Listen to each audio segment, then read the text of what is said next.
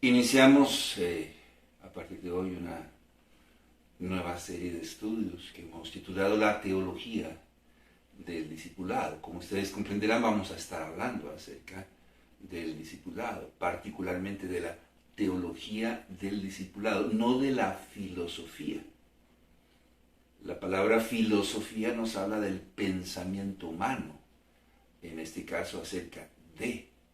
Entonces no vamos a estar hablando de la filosofía, o sea, del pensamiento humano, lo que creen las personas sobre el discipulado, sino más bien de la teología, o sea, lo que cree Dios, lo que piensa Dios acerca del discipulado.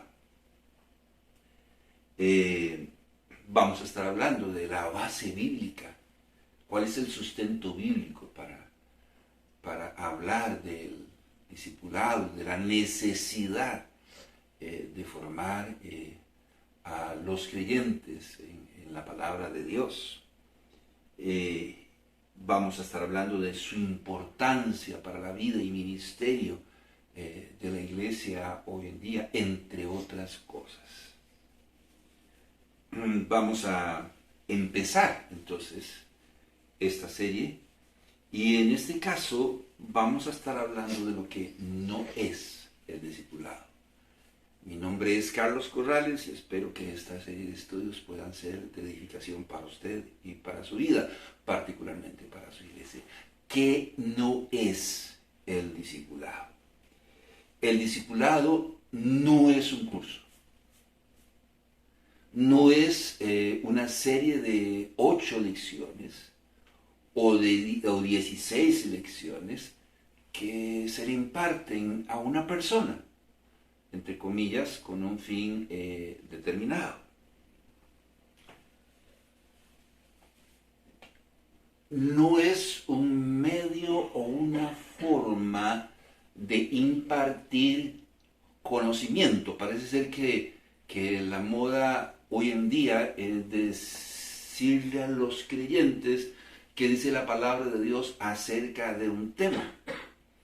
Yo creo que la palabra de Dios, si algo nos induce, a enseñar con un fin o con un propósito, no necesariamente a adquirir el conocimiento. Yo no sé si ustedes recuerdan aquel pasaje donde el Señor dice que no debemos dar las perlas a los cerdos. ¿Qué puede hacer un cerdo con un cúmulo de perlas? Él no sabe qué hacer con ellas, así que puede hacer muchas cosas, pisotearlas, comerlas, regurgitarlas, entre muchas otras cosas, porque él no sabe qué hacer con las perlas. Bueno, exactamente eso es lo que no es el discipulado. No es un curso, no es una serie de 8 o 16 lecciones donde se imparte conocimiento con las personas. La razón fundamental del discipulado no es compartir conocimiento. ¿Qué dice la palabra de Dios en 1 Corintios, en el capítulo 8, en el versículo 1, en la parte B? Dice el apóstol Pablo con mucha claridad acerca del conocimiento. El conocimiento envanece, pero el amor edifica.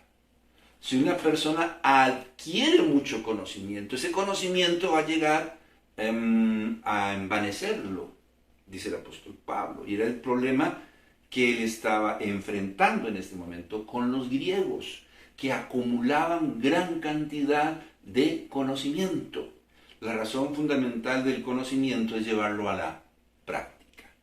Yo puedo saber mucho sobre ejercicios, sobre cómo adelgazar, cómo mantener el peso, pero si peso más de 200 libras, ¿de qué me sirve el conocimiento? No he logrado bajar de peso ni mantenerme. Dice el apóstol Pablo, el discipulado no es un curso o una serie de lecciones donde lo que se pretende es compartir conocimiento, porque el conocimiento permanece. Entonces, si el discipulado no es un curso o una serie de lecciones que se usan para impartir conocimiento, ¿qué es el discipulado? Bueno, Al respecto tenemos que decir que definitivamente el discipulado es un proceso de formación. Vea la diferencia.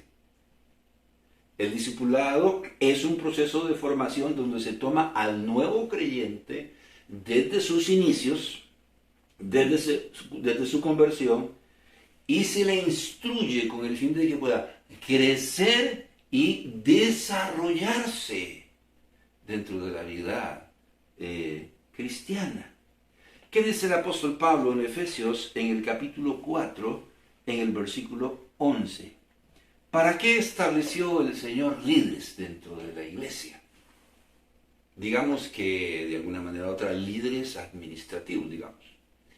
¿Para qué estableció apóstoles o pastores? ¿Qué dice Pablo aquí en Efesios en el capítulo 4, en el versículo 11 y 12?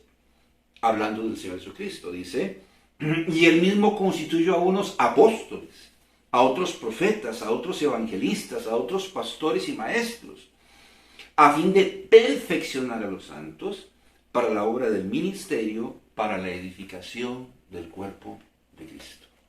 Y dice que el Señor estableció líderes dentro de la iglesia. Llámese apóstoles en su momento, llámese profetas o evangelistas en su momento, o pastores. ¿Con qué fin? Perfeccionar a los santos. ¿A través de qué? Obviamente, a través de la enseñanza, a través de la formación. Yo le hago una pregunta: si usted es un líder, si usted es un pastor, ¿cuál es el perfil de creyente que usted quiere en la iglesia? ¿Cuál es el perfil de miembro que usted quiere en su iglesia? ¿Cuál es el perfil de líderes, de maestros que usted necesita en su iglesia? Tiene un perfil. El Señor tenía un perfil. Y por eso nos legó el ministerio del discipulado, para que a través del ministerio del discipulado formásemos a los creyentes, les diésemos forma, los esculpiéramos. ¿A fin de qué? Bueno, él está diciendo aquí, para la edificación del cuerpo de Cristo. Dicen que no hay iglesias perfectas, y no porque el Señor no quiera. Debemos buscar cada día la perfección. Pero ¿por qué decimos que no hay iglesias perfectas? A la larga no contamos, o nunca hemos contado, con un proceso de formación que nos permita aspirar a tener mejores creyentes, mejores miembros y mejores líderes. Hermano, ¿qué? No, es que yo tuve que quitar a todos los líderes de la iglesia. ¿Y por qué? Porque no sirven para nada. Bueno, eso es digno de ponerse a pensar.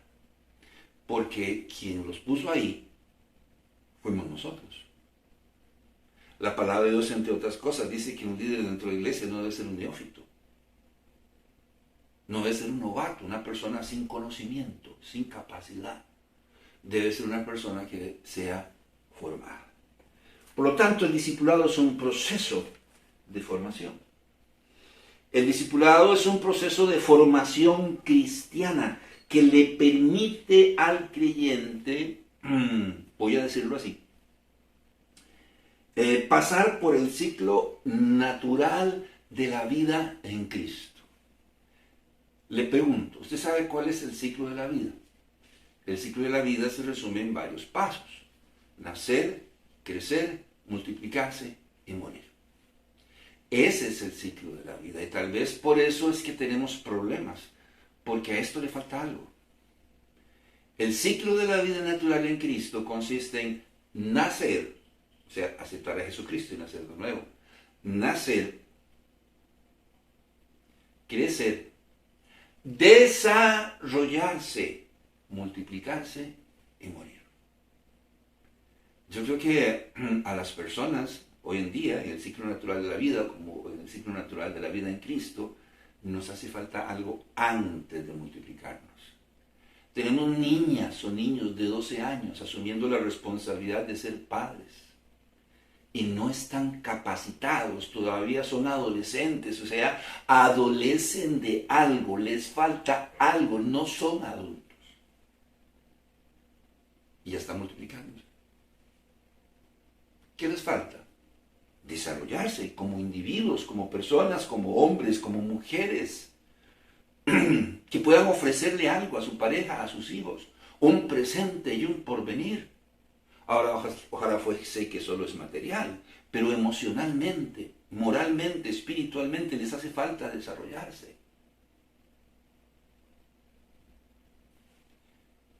Por lo tanto, decimos que el discipulado es un proceso de formación cristiana, que nos permite pasar de manera sana por el ciclo natural de la vida en Cristo.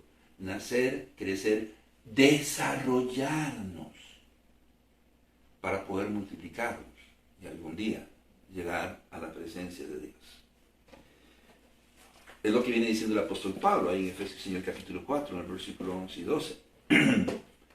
También se nos dice que el discipulado es un proceso de formación cristiana, pero es un proceso de formación ordenado y sistemático, como el que tenemos en las escuelas, en los colegios y en las universidades. Que yo sepa, nadie llega a una universidad si primero no pasó por la secundaria y la primaria, que yo sepa.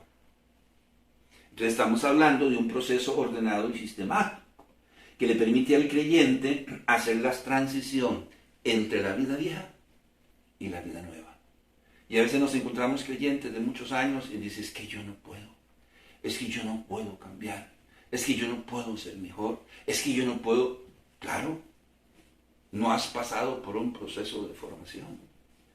Para las personas con conflictos de índole psicológico, quizás la vida va a ser más difícil, las transiciones en su vida va a ser más difícil, porque le faltó formación. Me pongo a pensar en un niño cuyos padres le maltrataban, le agredían. Hemos oído casos de hombres o mujeres que fuman y apagan su cigarro en la piel, en los bracitos, en la espalda de sus hijos, que han sido abusados y tirados a la calle como si fueran basura, y alguna buena persona los recoge y los adopta y le brinda todo aquello que aquel niño necesita para poder crecer. No va a ser fácil. Ese niño y esos padres adoptivos van a necesitar pasar por un proceso de formación, los tres, para poder salir adelante. Lo material no va a ser suficiente. Un amor abnegado, incondicional de estos padres adoptivos va a ser sumamente importante. Aun cuando este niño comience a cometer errores, a veces voluntaria, a veces involuntariamente, a veces influido por segundas y terceras personas, el amor incondicional de estos padres adoptivos va a tener que ser enorme. Entonces estamos hablando de que en Efesios, en el capítulo 4, en el versículo 13, el apóstol Pablo dice, hablando del discipulado, es un proceso de formación cristiana. Dice, hasta que todos lleguemos a la unidad de la fe y del conocimiento del Hijo de Dios, a un varón perfecto a la medida de la estatura de la plenitud de Cristo. Es un proceso de formación cristiana, cuyo fin tiene que nosotros podamos hacer la transición entre la vida vieja y la vida nueva. La vida vieja es lo que nosotros éramos, lo que nosotros somos. La vida nueva tiene que ver con Cristo, en cómo es Cristo. Y que Cristo sea esculpido en esta masa de barro que somos nosotros.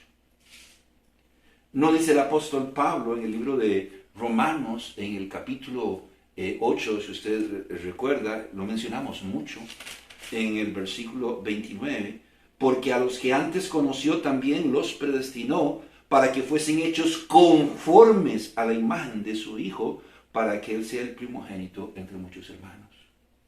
Hoy hablamos de abortivos. ¿Qué es un abortivo? Una persona a la que se le habla de Cristo, una persona que acepta a Cristo, nace de nuevo y lo dejamos al garete. Que pueda crecer como pueda. Como este niño adoptivo del que le estoy haciendo mención. Si un niño requiere trabajo, a la larga un niño adoptivo en estas condiciones requiere muchísimo más esfuerzo y trabajo. Aquí está diciendo el apóstol Pablo que fuimos predestinados para ser como el Señor Jesucristo. necesitamos a alguien que nos tome de la mano y nos comience a enseñar. No a compartir conocimiento, sino a formar. La palabra es educar. Y es lo que el apóstol Pablo está diciendo. Hasta que podamos ser conformados a la imagen de Cristo. Ese es el discipulado. Un proceso de formación cristiana que nos permite hacer o dar la transición entre la vida vieja y la vida nueva hasta que podamos ser conformados a la imagen del Señor Jesucristo. Lo que tiene sus implicaciones, siempre ha tenido sus implicaciones. Ser conformado a la imagen de Cristo implica adoptar al Señor Jesucristo como nuestro modelo. Quiere decir que debemos tomar a los creyentes y comenzar a enseñarles y formarlos en esta manera de pensar. Tú naciste para ser como Cristo, ¿verdad? Yo no sé si a usted le han contado el cuento, aquí lo hemos contado creo que varias veces, el cuento del águila.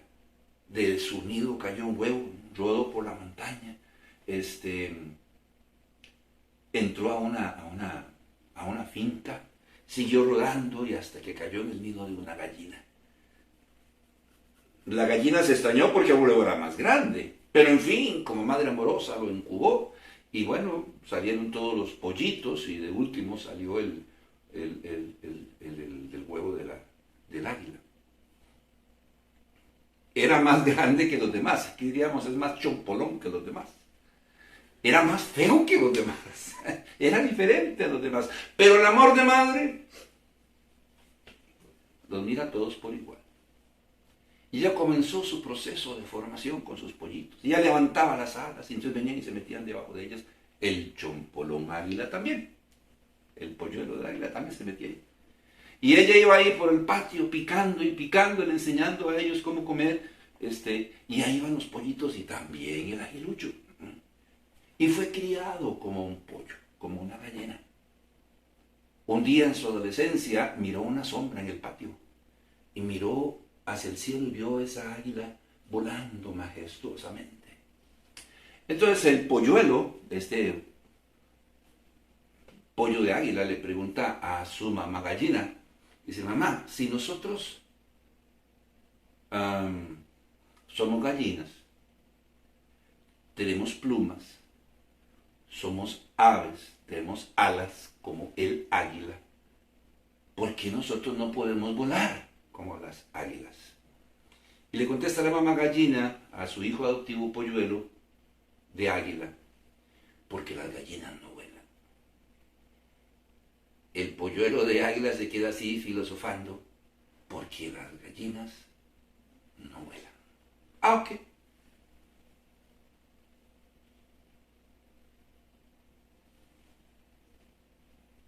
Ser conformado a la imagen de Cristo tiene sus implicaciones. Y tiene que ser sembrado en nuestra mente y en nuestro corazón quiénes nosotros somos, hijos de Dios. Y si somos hijos de Dios, podemos remontar las alturas. Ser conformado a la imagen de Cristo implica adoptar al Señor Jesucristo como nuestro modelo de vida. Y tenemos que ser enseñados en eso. Pablo decía en 1 Corintios 11:1, sed pues imitadores así de mí como yo de Cristo. Ser conformado a la imagen de Cristo implica adoptar al Señor Jesucristo. Debemos enseñar a los discípulos, a nuestros discípulos, a los nuevos creyentes. Sembrarles esta idea y este pensamiento. Debemos trabajar en ellos hasta que ellos entiendan y comprendan que su modelo de vida no son los artistas de cine ni los cantantes de moda. Su modelo es Cristo. En segundo lugar, ser conformado a la imagen de Cristo implica negarnos a nosotros mismos. El discipulado está causando su efecto si en determinado momento adoptamos al Señor Jesucristo como nuestro modelo y comenzamos a negarnos a nosotros mismos, a nuestros quereres, a nuestra voluntad para hacer la voluntad de Dios. Mientras nosotros no adoptemos al Señor Jesucristo como nuestro modelo y no nos neguemos a nosotros mismos, lo que sea llamado discipulado y nos esté impartiendo no está causando ningún efecto. Debe llegar un momento en nuestra vida en que nosotros comencemos a negarnos a nosotros mismos. Dice la palabra de Dios en el libro de Marcos, en el capítulo 8, en el versículo 34. Y llamando a la gente y a sus discípulos, les dijo: si alguno quiere venir en pos de mí, niéguese a sí mismo y tome su cruz y sígame. Yo recuerdo a una hermana, después de una serie de mensajes, me busca y me dice: hermano, ya yo entendí. Yo quiero servirle al Señor. Yo quiero ser maestra en la escuela dominical. Sobre todo si usted me prepara para ser maestra. El sábado empezamos un curso, le decía yo, de preparación para maestros. Por favor, llegue. Vamos a tener tiempo para hablar, pero por favor, llegue. No llegó. Y después del curso yo salí, y venía para mi casa y me la topo. Y le digo: hermana, nos hizo falta. ¿Qué pasó? No, hermano, eso no es para mí. Dígale a mi hermana. A ella sí le interesa.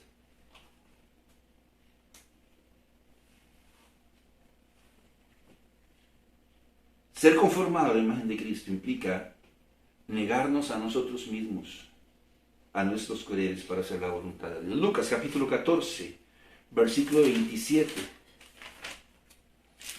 ¿Quién dijo que el servicio cristiano no es para mí, sino para mi hermana?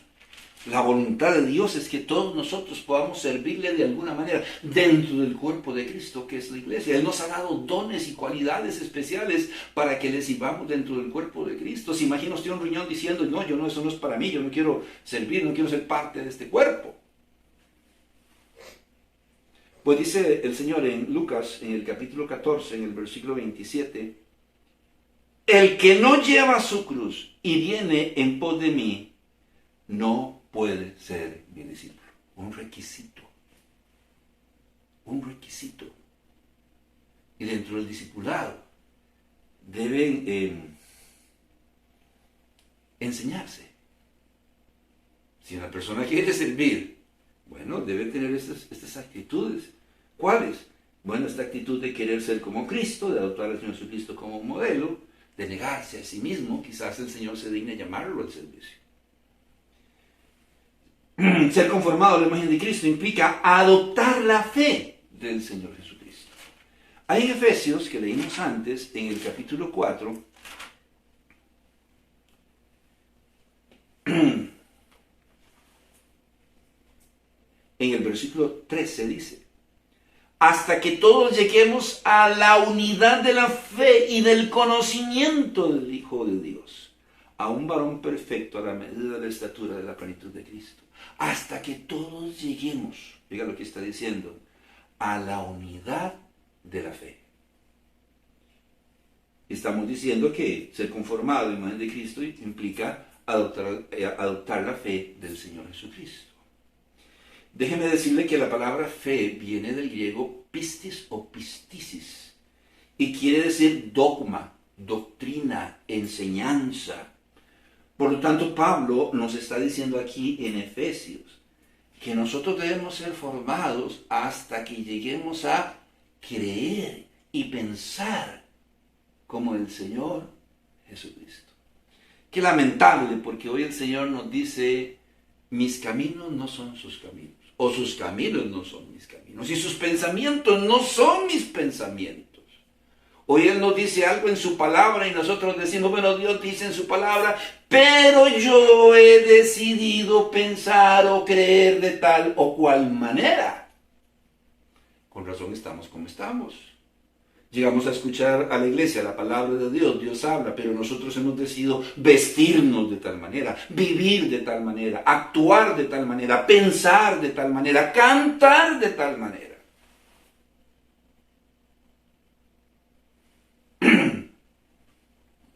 Ser conformado a la imagen de Cristo implica llegar a pensar como el Señor Jesucristo. Si ser conformado a la imagen del Señor Jesucristo implica particularmente imitarlo, creo que ese es el resumen de todas las cosas, imitarlo. Entonces, ser conformado a la imagen del Señor Jesucristo necesariamente implica involucrarse en el servicio cristiano, involucrarse en los negocios del Padre, como Él lo hizo. ¿Recuerda? Tendría el Señor unos 12 años, van a Jerusalén, de vuelta los padres se vienen, María piensa que el niño está con José, José piensa que el niño está con María, y cuando se alcanzan en el camino después de 3 días, y Jesús no estaba contigo, no, mi amor, yo que no, tampoco. Y comienzan a preguntar a los familiares y a buscarlo, se devuelven a Jerusalén, lo encuentran en el templo debatiendo las Sagradas Escrituras con los sacerdotes. Y ellos, con respeto y asertividad, lo llaman aparte y hablan con él y le dice, bueno, pero ¿qué pasó? Nos tenías preocupados después de 3 días. Y él, ¿recuerda usted que él les respondió? En los negocios de mi Padre me es necesario estar. Hoy los creyentes pasan mucho tiempo, y bendito Dios que es así, con su cónyuge, con su esposo, con su esposa, con sus hijos, así tiene que ser. Y los hijos con los padres, o en el trabajo, o en la universidad, o en el hobby, o lo que sea que usted hace, el deporte. Y los negocios del Padre están desatendidos. Si nosotros somos como Cristo, eso se va a reflejar en nuestras vidas. Vamos a sacar tiempo para involucrarnos en los negocios del Padre. ¿Recuerda usted el famoso pasaje cuando estamos cargados? Alguien siempre nos dice, pero acuérdese lo que dice Mateo 11, 29 al 30. Venid a mí todos los que estéis trabajados y yo os haré descansar. Pero todo el mundo obvia el versículo 30. Y llevad mi yugo sobre vosotros. ¿Recuerda usted? Y llevad mi yugo. Un yugo es para 2 bestias. Está diciendo el Señor, mire, va a ser más fácil para usted si usted lleva mi carga y yo llevo la suya. O si llevamos ambas juntos.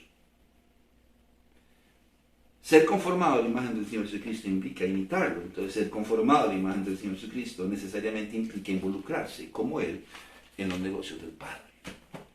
¿Cuáles negocios? ¿Cuáles actividades? ¿Por qué el Señor usa la palabra negocios? Porque produce réditos. Al analizar detenidamente las Sagradas Escrituras, concluimos que los negocios del Padre están relacionados con el establecimiento del reino santo y eterno de Dios aquí en la tierra. Eso es todo. El Señor quiere establecer un reino santo y eterno aquí en la tierra. Así nos lo reveló a lo largo y ancho del Antiguo Testamento. Inclusive el modelo para establecer ese reino santo y eterno aquí en la tierra. Modelo que nos fue revelado en el Antiguo Testamento, pero que fue puesto en práctica por el Señor Jesucristo, los apóstoles y la iglesia primitiva. Ellos usaron este modelo para establecer el reino santo y eterno de Dios aquí en la tierra. Por ejemplo, recordamos en el libro de Mateo, a partir del capítulo 3, al Señor diciendo, arrepentidos y convertidos porque el reino de los cielos se ha acercado. Y después de ahí es que el reino de los cielos es semejante a una semilla de mostaza, es que el reino de los cielos es semejante a una perla escondida, es que el reino de los cielos es semejante a... Y comienza a hablar acerca del reino de los cielos. Un reino que será totalmente establecido un día en la segunda venida del Señor Jesucristo. De manera que los negocios del Padre tienen que ver con el establecimiento del reino santo y eterno de Dios aquí en la tierra. Y Él quiere que todos contribuyamos con el establecimiento del reino de Dios aquí en la tierra, que un día será totalmente establecido durante la segunda venida de Cristo. Un reino que empezó a ser establecido desde un principio, cuando el hombre fue creado. Particularmente cuando el matrimonio fue creado. Cuando Dios creó una pareja, Adán y Eva, y les dijo, fructificad y multiplicaos. Y posteriormente encontramos otro matrimonio por ahí, Si usted recuerda, Noé y su esposa, sus 3 hijos y sus respectivas esposas. ¿Y qué les dijo el Señor en esta ocasión? Fructificad y multiplicaos y llenad la tierra. Y posteriormente nos encontramos otro matrimonio, Abraham y Sara, y el Señor les dice, fructificad y multiplicaos. Y aparece Isaac, su hijo, con su esposa, y fructificad y multiplicaos. Y aparece Jacob, el nieto de Abraham, y le dice, fructificad y multiplicaos. Porque resulta que el reino de los cielos, o el reino de Dios aquí en la tierra, se establece a través de la reproducción.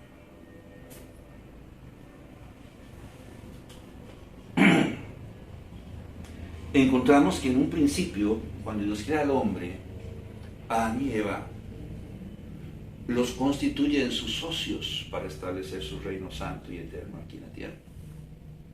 Él es el socio mayoritario y les da todas las cosas. Solo había una cosa que no les dio: el árbol de la ciencia del bien y del mal. Ellos, por su parte, como socios con Dios, para establecer este reino santo y eterno, debían creer en Él, debían obedecerle a Él, no debían contaminarse con el pecado y debían reproducirse.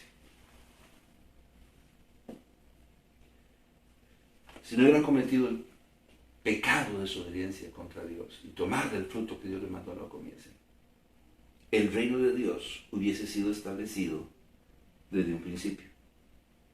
Sin embargo, el hombre no supo mantener su estado de perfección y se contaminó con el pecado y el plan de Dios fue obstruido. ¿Por qué? Porque ahora Satanás había seducido al hombre a dudar de Dios, a dejar de creer en Dios, para que creyeran en Él. Satanás indujo al hombre a creer en Él por encima de Dios. El hombre, al creer en Satanás antes que en Dios, tomó del fruto, desobedeció y lo comió. Y sus ojos fueron abiertos. Se contaminó con el pecado. Ahora ya el hombre no era perfecto. Consecuencias: el hombre perdió su inocencia. Ahora era un pecador. Ahora se había abierto una brecha entre Dios y el hombre. Y el plan de Dios de establecer un reino santo y eterno aquí en la tierra ya no podía continuar. Pues si el hombre se multiplicaba, sus hijos iban a ser como él. ¿Cómo? Pecadores. Como evidentemente fue. De hecho, así nació el reino de las tinieblas, el reino de Satanás. Cuando el hombre pecó y desobedeció a Dios, se contaminó con el pecado, y cuando se multiplicó, creó una generación de personas pecadoras. Eso es lo que se conoce como el reino de Satanás o el reino de las tinieblas. Ahora la condición pecaminosa del hombre iba a ser heredada de generación en generación a todos sus hijos. No dice Pablo en Romanos, en el capítulo 5, en el versículo 12, por tanto como el pecado entró en el mundo por un hombre, y por un hombre la muerte, así la muerte pasó a todos los hombres, por cuanto todos pecaron. Ahora todos los hombres serían pecadores. Ahora el hombre sería esclavo del pecado. Ahora el hombre sería hijo de Satanás y su destino sería el mismo de su padre, el infierno, la condenación eterna.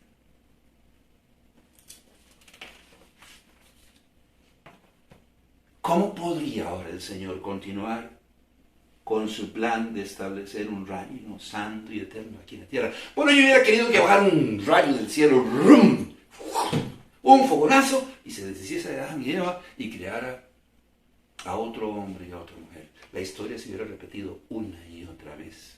Porque Dios creó al hombre perfecto, con la capacidad de poder pensar, con la capacidad de poder razonar, con la capacidad de poder decidir, de manera que se hubiese repetido la historia. Dios, en su inmensa gracia y en su inmensa misericordia, se traza una serie de objetivos. Entre ellos, restaurar todas las cosas. Y siendo que el hombre era pecador, el Señor se traza la meta máxima de restaurar al hombre a la imagen de Dios. Recuerda que en un principio los creó como a su imagen y conforme a su semejanza. Entonces Dios dice aquí, para restaurar todas las cosas, lo primero que tengo que hacer es restaurar la imagen del hombre a la imagen de Dios. Jeremías capítulo 15, versículo 19.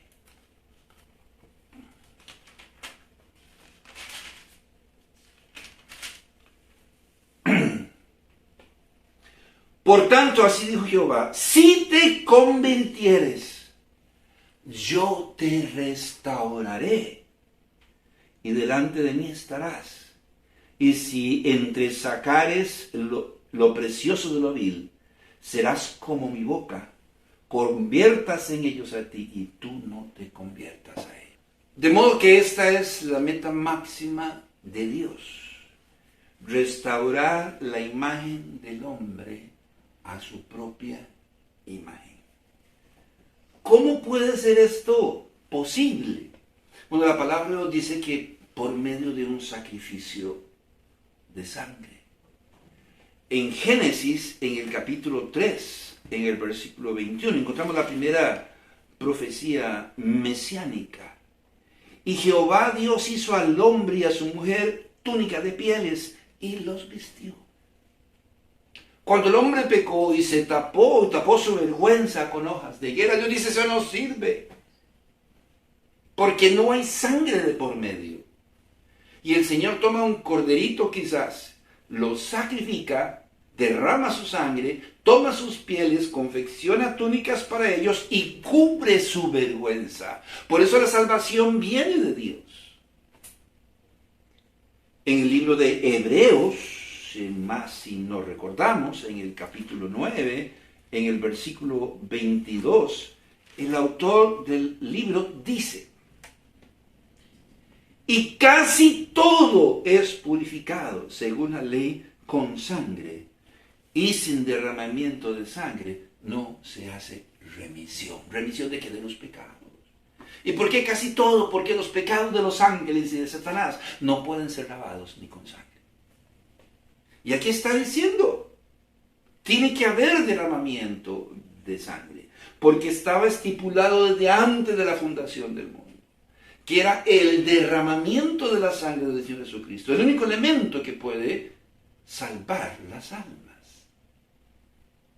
De modo que este animalito que fue sacrificado por Adán y Eva representaba al Señor Jesucristo, viniendo al mundo a dar su vida por nosotros. O sea, ellos fueron salvos por la fe en el futuro sacrificio de Cristo, como nosotros somos salvos en el pasado sacrificio de Cristo.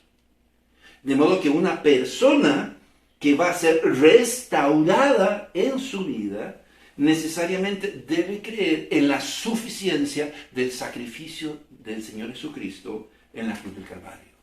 Debe arrepentirse de sus pecados e invitar al Señor Jesucristo a entrar en su corazón en primera instancia. Y en segundo lugar, debe empezar un proceso de formación cristiana para que esa restauración sea total. De manera que hacemos una distinción entre lo que es salvación y restauración. Hay mucha gente en la calle que aceptó al Señor Jesucristo como su único y suficiente Salvador, y su nombre fue inscrito en el libro de la vida, pero como hemos dicho en otras ocasiones, se quedaron en pañales, nanocristianos, embarrándola todo el tiempo, porque no pasaron por un proceso de formación. ¿Qué dice el apóstol Pablo en 2 Corintios 5, 17? De a modo que si alguno está en Cristo, nueva criatura es, las cosas viejas pasaron y aquí todas son hechas nuevas.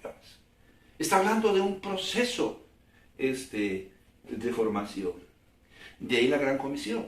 Recuerda usted, Mateo 28, 19 al 20, por tanto, id y hacer discípulos a todas las naciones, bautizándolos en el nombre del Padre, del Hijo y del Espíritu Santo. ¿Y qué pasa con las personas que aceptan a Cristo y son bautizadas? Pues dice en el versículo 20, enseñándoles que guarden todas las cosas que os he mandado. No dice que le den un curso de 8 lecciones, ni siquiera de 16. Está diciendo enseñándoles que guarden todas las cosas que os he mandado. Que es una cosa muy diferente. Enseñándoles que guarden. No les vamos a enseñar los mandamientos, les vamos a enseñar la necesidad de guardar los mandamientos. O sea, no queda criterio nuestro si yo obedezco o no. Debo ser enseñado con amor cristiano a obedecer. Y es lo que el Señor está diciendo, enseñándoles que guarden todos los mandamientos que yo os he dado, todos. La gran comisión tiene que ver con la predicación del Evangelio, pero también tiene que ver con la formación de discípulos. Hay un concepto que es luthier. Por ejemplo, tengo un amigo que es fabricante de guitarras y entonces él pone en sus tarjetas de presentación luthier, don Fabio Prado Gadgens, un amigo. Le mandamos un saludo. Él dice luthier Fabio Prado Gadgens. ¿Qué quiere decir la expresión luthier? Maestro. No solo porque es un maestro en hacer instrumentos musicales, sino porque tiene un discípulo. Si un luthier, en este caso, un fabricante de guitarras, no tiene un discípulo a nivel internacional, puede perder la categoría de luthier. Entonces, el maestro guitarrero no le está diciendo a su discípulo, así se hace una buena guitarra, si tú quieres. No le va a enseñar a hacer una buena guitarra si él quiere. Le va a enseñar los pasos a seguir para hacer una buena guitarra. Y eso es lo que es el discipulado. De modo que los negocios del Padre tienen que ver con la salvación de las almas, pero también con la restauración de las mismas. No debemos conformarnos con salir a evangelizar, sino con darle seguimiento a esas personas para que puedan reproducirse y hacer lo mismo que nosotros estamos haciendo. De modo que el Señor en Mateo 28, 19 al 20 nos está diciendo que luego de que las personas aceptan al Señor Jesucristo como su único y suficiente Salvador, deben ser abandonadas, sino que se les debe dar seguimiento, deben ser formadas y educadas. O bien sea, el discipulado tiene que ver con la formación de las personas y no tan solamente con la enseñanza. Este es el primero de una serie de estudios. Si usted tiene interés, ubíquenos en las redes sociales. Mi nombre es Carlos Corrales, ahí sí me va a encontrar en Facebook. Comuníquese con nosotros. En Facebook puede encontrar también Iluminando la Senda o en el canal de YouTube.